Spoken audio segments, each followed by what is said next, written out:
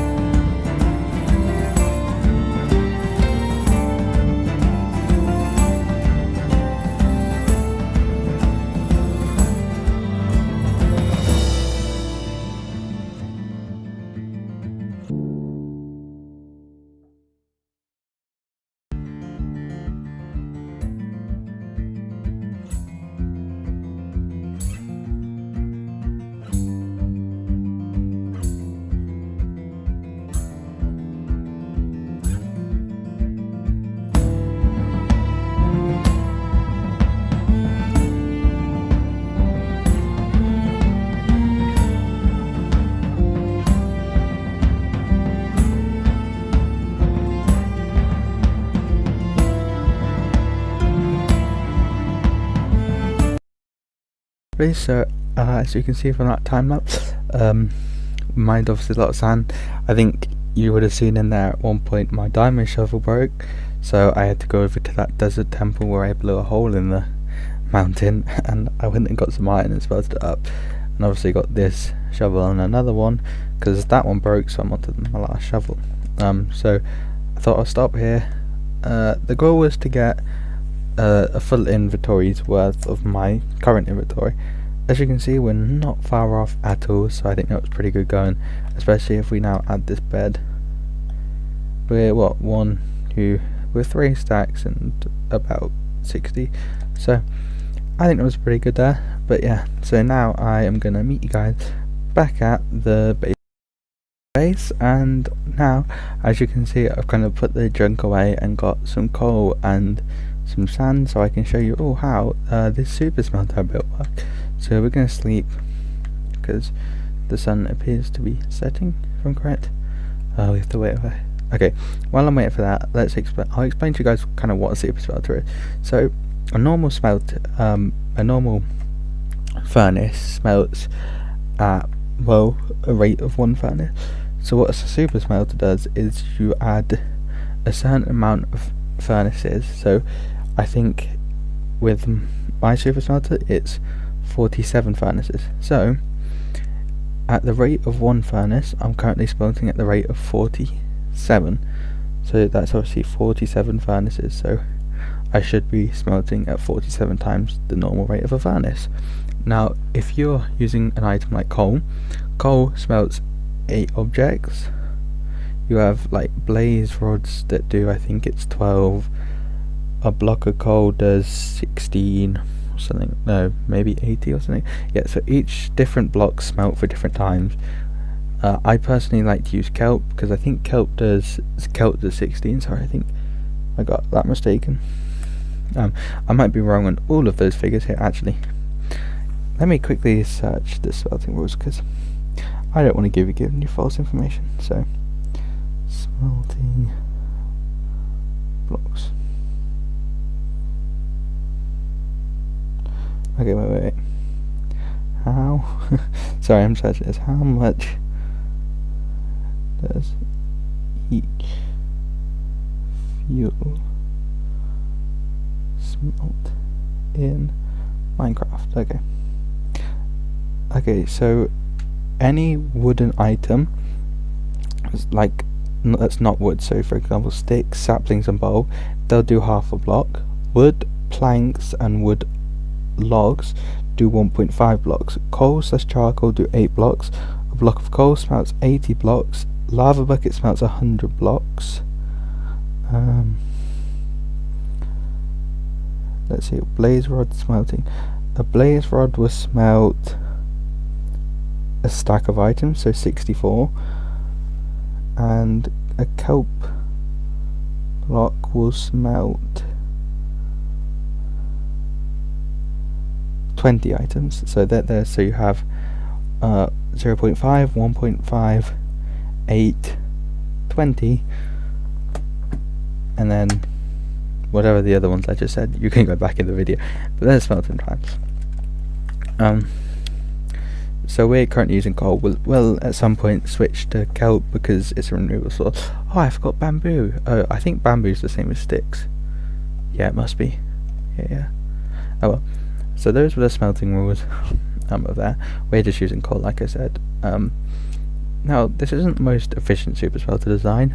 I kind of changed it because when I was building it in the part at the last week, I ran into a few complications. So I think it's to do, I don't know what it's to do with, but because a lot the original setup used trapdoors, and for some reason they weren't working, and I think it might change that I was building it obviously on this sky.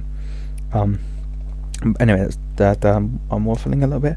So this is what the super smelter looks like. Now I want to how to do this. What would the best way to do? Okay, what if I don't want to break that much. Okay, if I break that, do that. Okay, oh, look at me, I'm a genius. Kind of, because I want to show you guys how the super smelter setup works. So nothing can spawn up here, which I think is quite good. So first thing we're going to do... guys, I've really just messed up there. Oh well. We'll wait for it to come back. It shouldn't be any longer. I wonder where that's gone. Ah, there we go. You're back. So we put fuel in this chest. So for example, coal.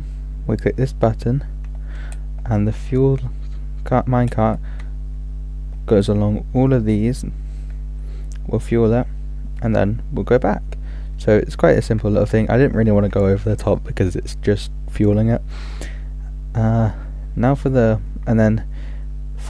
input back into their chest, it's just these hoppers, as you can see, just input into that chest. Now for the actual minecart, for the actual smelting, we're going to put all of the sand smelted, every single bit in here, because I am confident that this will all get smelted. So what happens is, this all starts to... oh, I don't want you in there. This will all start to funnel into this hopper. Minecart with hopper. And as you can see, when it hits 47, that opens, that then shuts. The minecart goes off, comes back down this row. We'll go up there, we'll go back on there, and then we'll get another 47, sorry about that. Get another 47 in there, and this just keeps repeating.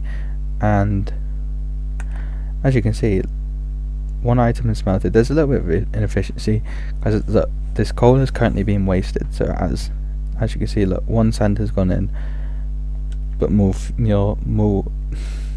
fuel has been used up than we would have perhaps liked, which isn't the biggest deal or anything. Can't really help that. It's just the way we've set it up. With the other design, it kind of eliminated that, but see, look, and then it does that. So this hopper fills up at a quicker rate than that. So that's how you know there's inefficiency. But well, I quite like it. So I'm just gonna sit here, and yeah, well, we'll sit. I think, should we time lapse this going? Okay.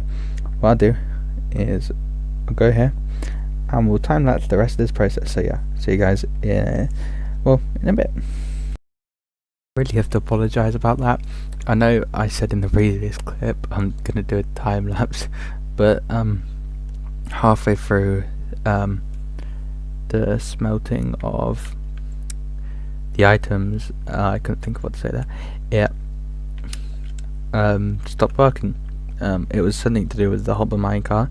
Just kept getting wouldn't stay at the trapdoor, so just like took one at it was currently taking one at a time.